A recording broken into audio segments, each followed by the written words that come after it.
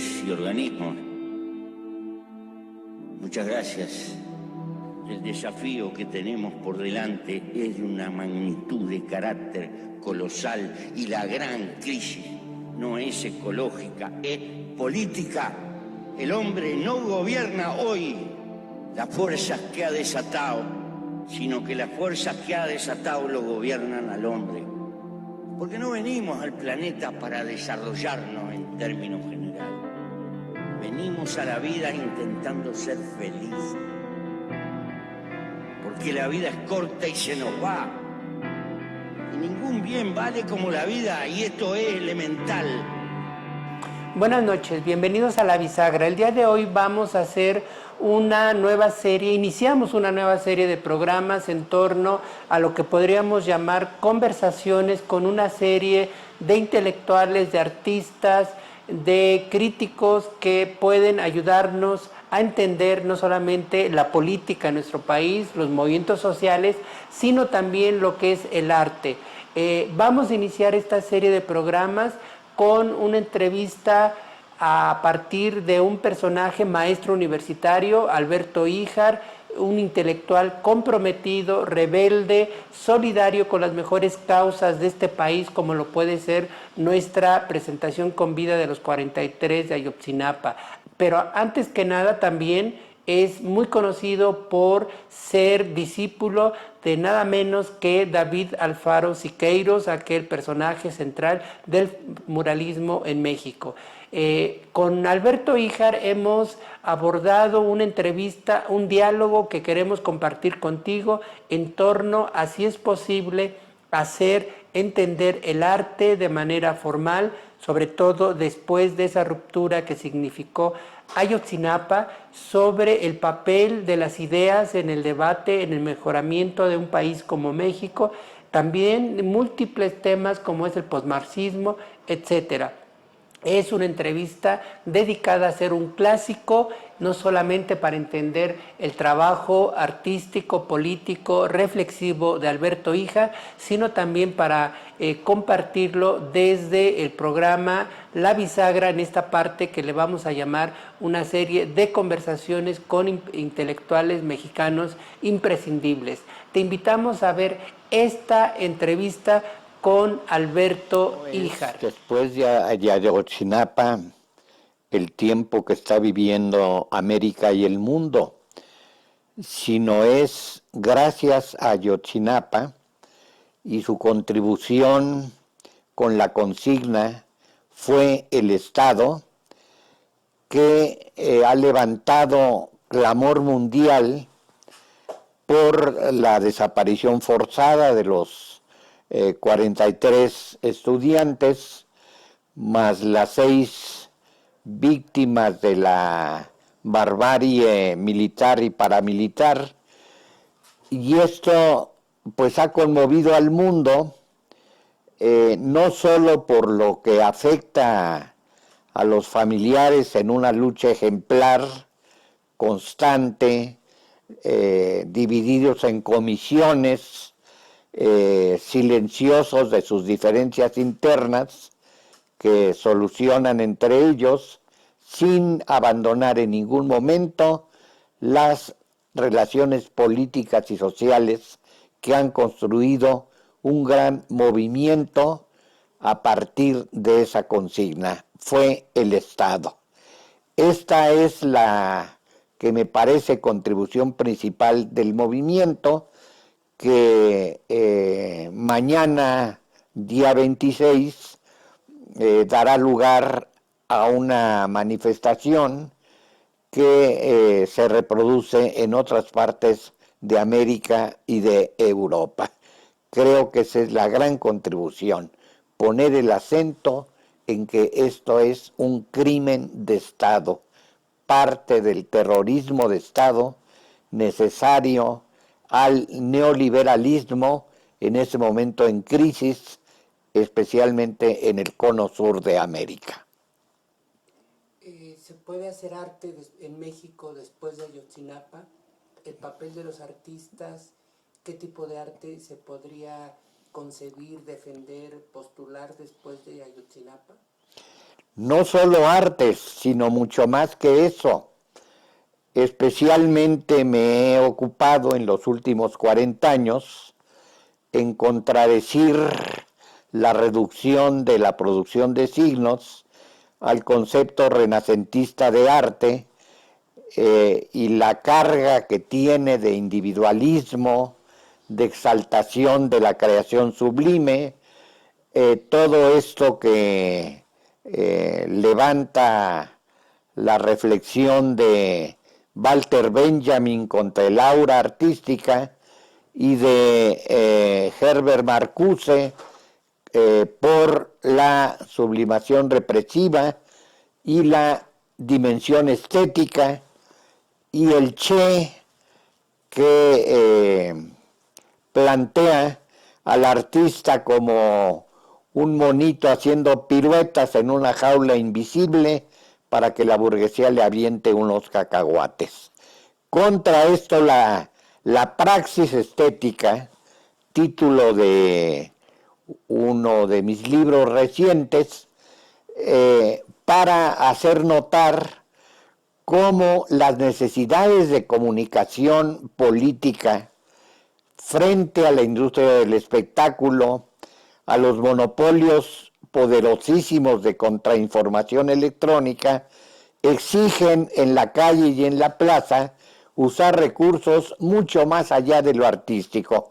Pondré el ejemplo de los 43 bellos retratos de Jeanne Nimmo, la artista escocesa, que circulan en las marchas que ha enseñado en Europa, junto con actividades que van mucho más allá de la pura exhibición de pintura. De eso se trata.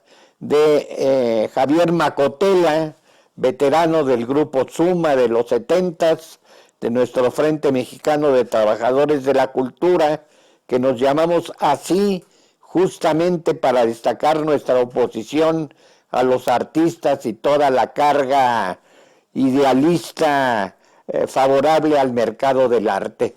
Macotela pintando 43 rostros en la calle. Esto es entonces de lo que se trata. Del coro de la Escuela Nacional de Música cantando La Llorona con la letra modificada.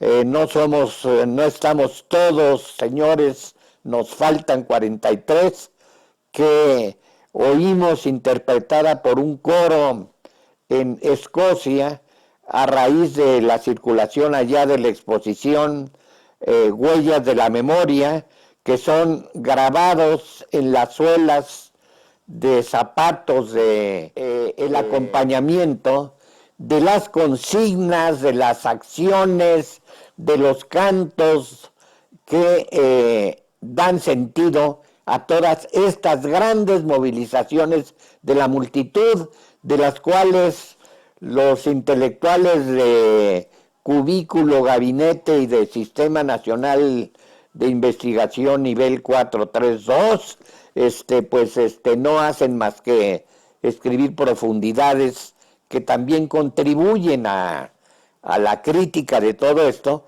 pero que no tienen comparación en resonancia política, en construcción del sujeto revolucionario, con todo lo que está ocurriendo en la calle y en la plaza, con la praxis estética en plena actividad.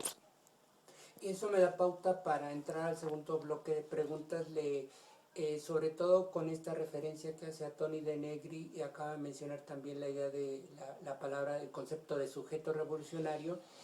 Y creo que, no sé, hay una falta de discusión a profundidad de estos términos. Muchos compañeros activistas sociales todavía hablan de que el sujeto histórico tradicional es la clase obrera. Cuando Lenin habló también del sujeto pueblo, Marx también hablaba del sujeto pueblo, Fidel Castro. Hoy ¿cómo vemos esto? Hay que ampliar me parece que los zapatistas son más precisos en hablar de los de abajo y a la izquierda, porque es una categoría que incluye a los trabajadores, al pueblo, pero ¿usted cómo ve estos temas? Sobre todo se lo pregunto porque el ZLN habló al CNI le pidió el desdoblamiento de las rebeldías, unir distintas rebeldías, y creo que eso apunta a entender los sujetos revolucionarios de manera distinta. ¿Pero usted qué opina sobre este tema? Esto es lo que hacemos mal en México, donde no logramos movilizaciones de la dimensión política profunda que tienen ahora en el cono sur de América y en otras partes del mundo. Quizá nos estorba esta falsa democracia, al fin de cuentas burguesa, capitalista, que crea falsas esperanzas de que ahora sí las cosas se fundan en los intereses populares amplios. Marx advirtió esto con un concepto muy preciso que él llamó comunismo tosco, tratado en la introducción a la contribución a la crítica de la economía política, en referencia a la exaltación comunitarista autocomplaciente de que nosotros que estamos acabando con la propiedad privada porque compartimos nuestras cosas, porque repartimos las ganancias de la cooperativa, todo lo cual, dice Marx, está muy bien, pero oculta el problema principal, que es la propiedad privada de los medios de producción, no solo de las ganancias de la cooperativa y de la comida y todo esto que da lugar a los encuentros comunitaristas autocomplacientes que creen que eso es la construcción revolucionaria por el socialismo y la liberación nacional. Engels se preocupa de esto en dos prólogos al manifiesto del Partido Comunista, porque dice, estos tendrían que ser nuestros interlocutores, pero están demasiado complacidos consigo mismo y con sus prácticas comunitaristas que son importantes, pero no son suficientes. Esto entonces es lo que exige atender a este escándalo planteado por Tony Negri y Michael Hart, de que el proletariado ya no existe, aquel proletariado industrial en donde el problema empezaba con la subsunción capitalista del trabajo, es decir, con la apropiación del trabajo, con el trabajo enajenado, sobre todo a partir del salario. Ahora que estamos llenos de desempleados, más bien da lugar a esto que Adrián Sotelo, este compañero joven profesor de economía en la UNAM, llama el precariado. Es decir, estas por la miseria y la represión que en todo el mundo forman enormes contingentes desesperados en busca de formas de vida, sobreviviendo a las de sus países en estado de desastre económico, político y social. No hay más proletariado industrial, sino el sujeto revolucionario evidente es Tony de Negri, Laclau, no actualizamos el debate, nos quedamos con el marxismo hasta Gramsci y el posmarxismo lo dejamos de lado. Hay compañeros que yo veo que no se están poniendo las pilas en la necesidad que hay de tener ideas para cambiar el mundo, no solamente las acciones. Pero ¿cuál es la opinión de usted? Es una voz autorizada, una voz crítica sobre estos temas. Es evidente que las aportaciones de los clásicos del marxismo-leninismo resultan importantes. Por ejemplo, yo de tiempo atrás estoy estudiando la subsunción que Veraza llama formal y real, que es el recurso del capitalismo para apropiarse de todo lo existente y reducirlo a la ley del valor y con esto dar lugar al trabajo enajenado. Es un concepto tratado por Marx a partir de su interés por la reproducción, especialmente presente en el capítulo 6 inédito del Capital, y continuado por otros marxistas. Esto hace que la figura de Lenin pues resulte fundamental, esta reivindicación que se hace del párrafo nada menos que en el texto del qué hacer, a partir de se vale soñar, dice Lenin, y concluye siempre y cuando se esté dispuesto a dar la vida por que se cumplan los sueños. ¿Cómo no va a ser de actualidad esto en relación con la liberación plena de las fuerzas productivas que incluyen la vida cotidiana, los sentimientos y las sensaciones? Estaba en estos días revisando este singular libro de Rudi Dutschke, el dirigente del 68, con un título muy provocador que es El izquierdismo,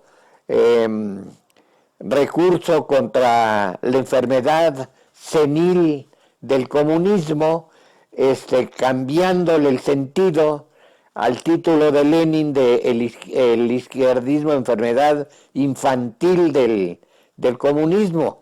Rudi Dutschke se la cambia, ese izquierdismo es la salvación a la senilidad, especialmente de los partidos comunistas, cosa evidente en especial desde el 68.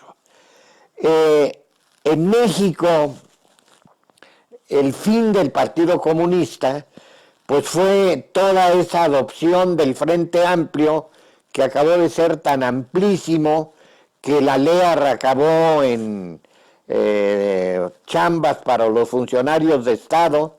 Yo creo que en México los excomunistas tienen el récord mundial de permanencia en el presupuesto de Estado. Por ejemplo, Pablo Gómez ya debe llevar más de 40 años saltando de dirigencia en dirigencia y de curul en curul, desde la disolución del Partido Comunista Mexicano hasta el Senado democrático y morenista y amplio actual. Ante esta debacle de los partidos, evidentemente toda esta impulso de las multitudes y de sus estructuras horizontales sin dirigencias identificables, sin caudillos, con asambleas que se organizan entre sí, que van dando lugar a comisiones donde nadie se eterniza, sino son renovables, son destituibles los comisionados que no cumplen o los que se corrompen. Esta manera horizontal, sin grandes figuras, sin voceros autorizados, es entonces lo que está en el punto 1 del orden del día de esta acción multitudinaria antineoliberal tan exitosa, que ha dado lugar a la caída de gobiernos como, insisto, en el cono sur de Sudamérica, pero también en la franja del norte de África hacia Egipto, y lo que ocurrió en España, donde al fin se hace un acto simbólico trascendental, que es la exhumación de los restos del dictador Franco, para dar lugar a una memoria histórica incluyente, ojalá, de los procesos autonómicos contra algo tan caduco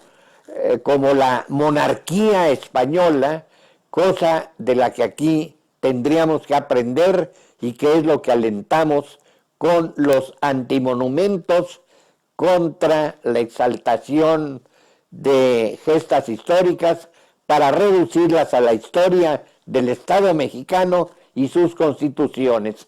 Acá la memoria histórica tendrá que incluye a las organizaciones armadas desde la resistencia contra la invasión española y hasta ahora, y con ella el reconocimiento.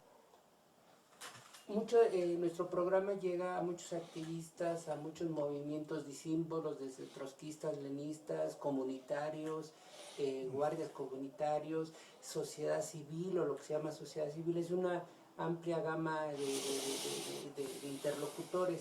¿Qué les dirías sobre toda la gente joven? ¿Hacia dónde debemos ir para cambiar este país? Para tener un modelo alternativo de país. ¿Hay que renunciar al cambio, hay que renunciar a los sueños, o hay que tomárnoslos verdaderamente en serio? Hay que soñar, como dice Lenin, en el quehacer, siempre y cuando estemos dispuestos a entregar nuestra vida para que los sueños se cumplan. El siglo pasado, con el Frente Mexicano de Trabajadores de la Cultura, lanzamos la consigna exitosa de la teoría, compañeros, la teoría. No se trata nada más de la algazara y del plan de acción, o sea, de planear las movilizaciones para los próximos 15 días. Hay que profundizar todo esto. Esa consigna de la teoría, compañeros, la teoría, ha sido usada como conclusión de una elegante revista finlandesa.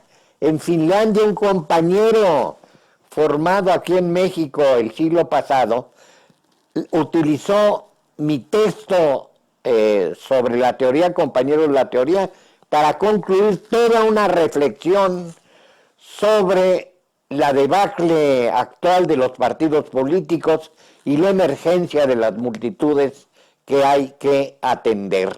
De modo que a la par de aprender de las comunidades, no llegar con los libros de marxismo a tratar de enseñarles, sino hacer eso, pero aprender de las asambleas, de las estructuras que en 68 dieron lugar a un maravilloso horizontalismo, un Consejo Nacional de Huelga alimentado por las asambleas de escuelas, de institutos, es decir, un proyecto de confederación que es el que ahora da lugar al Consejo Nacional Indígena y a otros proyectos semejantes.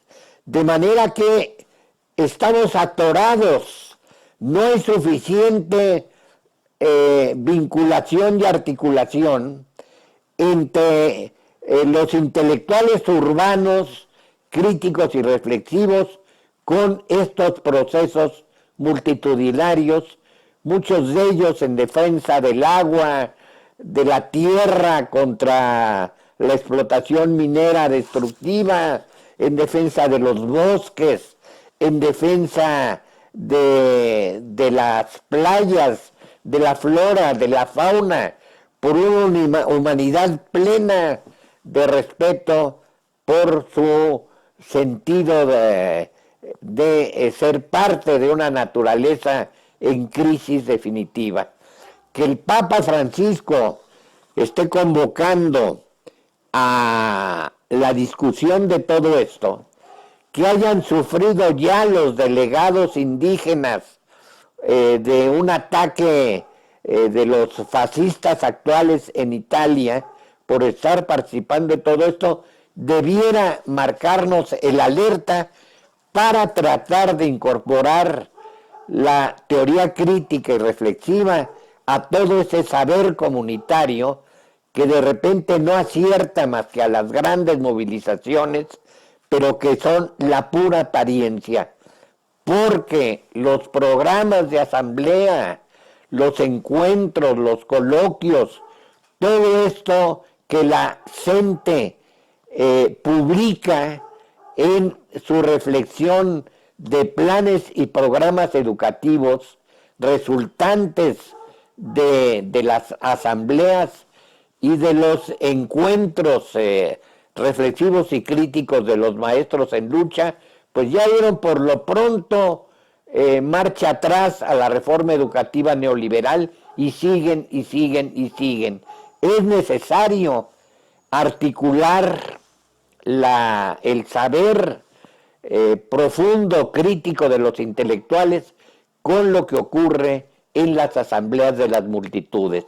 Pero también es necesario que los que están en las organizaciones multitudinarias dejen de ser autocomplacientes de qué barbaridad, qué maravilla somos nosotros que logramos sacar 100 gentes a la calle, y romper vidrios y quemar cajeros, cosa necesaria para destacar la necesidad de hacer esto frente al silencio de la contrainformación neoliberal de los consorcios patrocinados por los consorcios transnacionales, pero es necesaria la reflexión, la crítica, la autoevaluación.